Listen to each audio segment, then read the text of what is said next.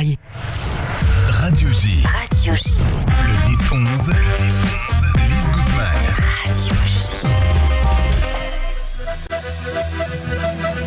Radio J, le rendez-vous d'actualité juive.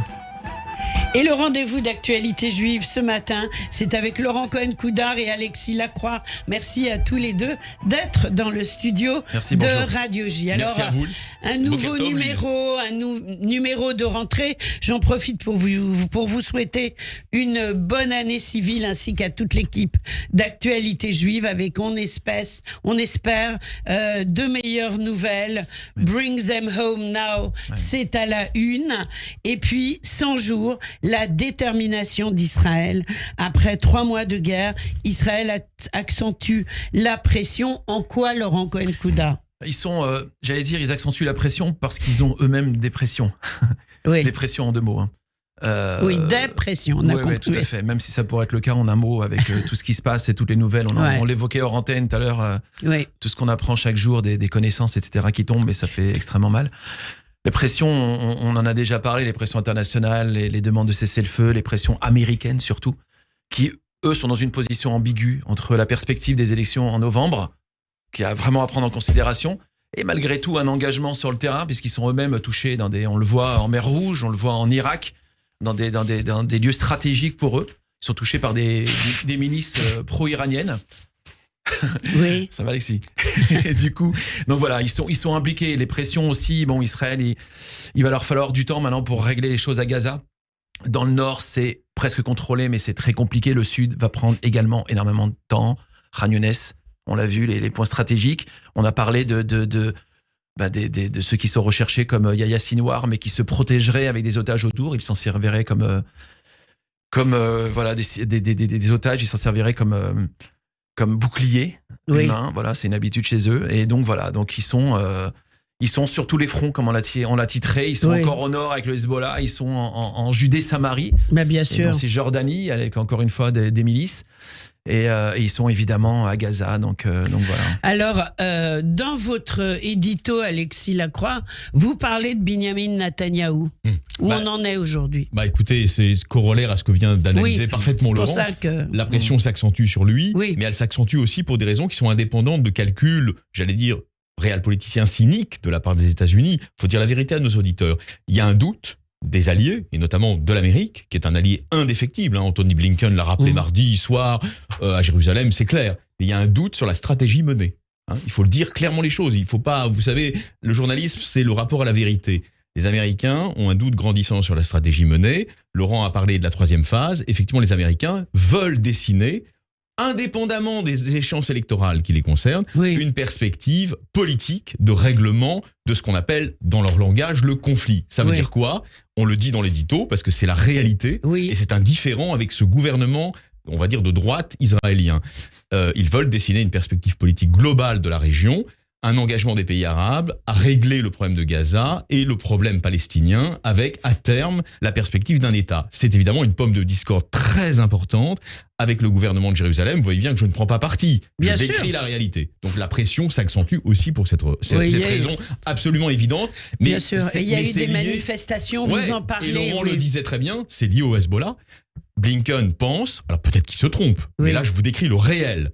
Blinken pense que si le Hezbollah entrait en guerre, avec évidemment derrière l'Iran, et vous savez ce que j'ai toujours pensé, et Laurent aussi, de l'Iran, c'est le diable, aujourd'hui, c'est le diable géopolitique. Bien sûr. C'est vraiment l'empire du mal, l'empire du mal. Mais si le Hezbollah entrait, Blinken pense, et ce n'est pas un jugement de dévaluation, qu'Israël ne pourrait pas tenir longtemps sur 2 fronts. C'est ça la réalité, il faut le dire. On peut ajouter juste au niveau de la pression, elle est aussi intérieure, avec la Cour suprême, donc qui a remis en question, à titre provisoire, la réforme sur le système judiciaire, bien sûr, qui a fait beaucoup couler d'encre, donc dans les mois qui ont précédé par le gouvernement le 7. Exactement, voilà. Alors, une grande interview de Laurence Ferrari. Pourquoi? Écoutez, alors, ils vont me dire pourquoi alors, pas. Alors moi je vous dis les choses clairement. C'est une blague juive. D'abord, c'est une personne qui a une influence sur l'opinion française. Oui. Étant donné son emplacement médiatique. sur une chaîne qu'on peut juger. Bon, moi, à titre personnel, c'est pas forcément ma tasse de thé, mais Laurent non plus. Mais peu importe, c'est une chaîne qui imprime dans les esprits. C'est la chaîne, le navire amiral du groupe médiatique de Vincent Bolloré. Et c'est une chaîne, on va dire, de droite, pour aller vite. Je dis de droite, vous voyez, moi je suis pas comme tous ces gens qui disent extrême droite, tout ça c'est ridicule. C'est une chaîne de droite. Je suis d'accord avec vous. Elle aussi, c'est une fille de droite, c'est évident. Elle a une influence, mais il se trouve que dans la guerre qui nous occupe, elle est du bon côté. C'est-à-dire qu'elle défend intelligemment Israël face à l'attaque civilisationnelle sans précédent dont Israël est victime. C'était une raison pour lui donner la parole, je crois. Mais je crois qu'indépendamment des propos qu'explique à juste titre Alexis, c'est, on l'a dit, c'est une femme de valeur. C'est-à-dire que si on la range dans une catégorie CNews, droite, chaîne qui défend Israël... Elle est aussi cela, on a le droit de le dire. Non, elle fait partie de cette chaîne. D'ailleurs, voilà, dans les chaînes info, on sait, on en parle autour de nous. Voilà, c'est la chaîne qu'on regarde parce qu'elle nous soulage, elle nous fait du bien, parce qu'on entend tellement de... Parce que c'est vraiment de l'information. C'est de l'information, alors ça déplaît à certains qui aimeraient qu'on leur dise ce qu'ils ont envie d'entendre. Mais on parle de Laurence Ferrari, c'est une femme de valeur. Il y a quelque chose d'important, elle rappelle les otages tous les soirs. Bien sûr. Et quand on pense aux chaînes généralistes, en fait, qui l'ont fait pour Marcel Carton, on l'a eu pendant des années, tant de journées détention, etc. Il n'y a pas un mot sur toutes ces chaînes, ça nous rend malade également. Et alors ça, faut dire les choses comme elles sont. C'est grâce à Serge Nedjar aussi, qui est le patron de CNews. C'est lui qui a décidé ça. Et bon, on voit bien les orientations, mais c'est bien, justement, c'est les bons côtés du conservatisme. Alors, elle dit deux choses importantes. À chaque fois que je prononce le nom des otages, je vois des visages, des êtres humains, une histoire, ce qui n'est pas le cas de tout le monde. Et elle dit qu'elle a fortement regretté l'absence du président de la République à la marche contre l'antisémitisme. Écoutez, le président de la République... On ne peut pas être plus cash, Le président de la République s'est laissé enfumer par des conseillers du soir et puis aussi par ses conseillers à l'Élysée qui lui ont dit c'est inopportun. Il a raté un rendez-vous historique. C'est pas moi qui le dis, c'est Nicolas Domenac de Challenge. Il n'est pas suspect d'anti-macronisme primaire. Et effectivement, il s'est rattrapé ensuite de la manière la plus inopportune. Et donc, Laurence Ferrari a raison d'enfoncer le clou sur ce point. Bien sûr. Évidemment. Alors, également, un dossier culturel avec Boualem Sansal. Ça, c'est important aussi. Très rapidement, oui, bien sûr. C'est une fiction, mais c'est l'occasion, bien sûr, de parler de choses plus essentielles. Que nous dit-il ? On va aller très vite. Que nous dit-il, Boualem Sansal, ce grand écrivain algérien, grand combattant de la liberté et de la laïcité, qu'est-ce qu'il nous dit ?